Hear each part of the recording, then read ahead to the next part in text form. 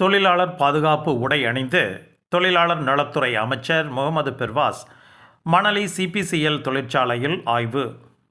சென்னை திருவெற்றியூர் தொகுதிக்கு உட்பட்ட மணலி சிபிசிஎல் தொழிற்சாலையில் தொழிலாளர்களின் பாதுகாப்பை உறுதி செய்ய தொழிலாளர் நலன் மற்றும் திறன் மேம்பாட்டுத்துறை அமைச்சர் முகமது பர்வாஸ் ஆய்வு மேற்கொண்டார்.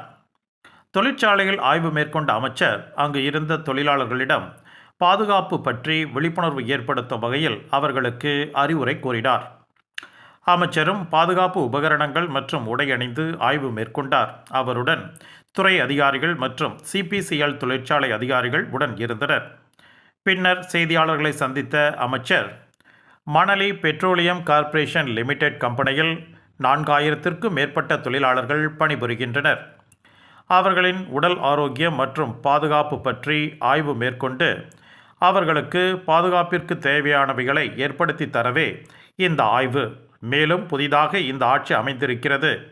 துறை சார்ந்த பணிகளை மேற்கொள்ள இந்த தொழிற்சாலையில் ஆய்வு மேற்கொண்டதாக தெரிவித்தார்.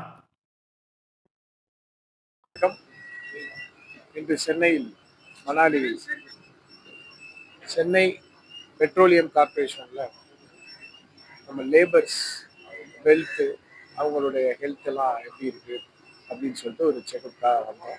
கிட்டத்தட்ட தொழிலாளிகள் 4000க்கும் மேற்பட்டவங்க இங்கே பணியில் இருக்காங்க.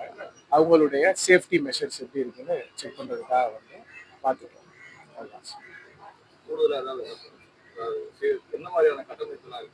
இல்லை சார், அவங்க சேஃப்டியை பொறுத்த வரைக்கும் தொழிலாளிகளுக்கு போதுமான அளவு எல்லாமே கரெக்டாக பண்ணிக்கிட்டு தான் இருக்காங்க.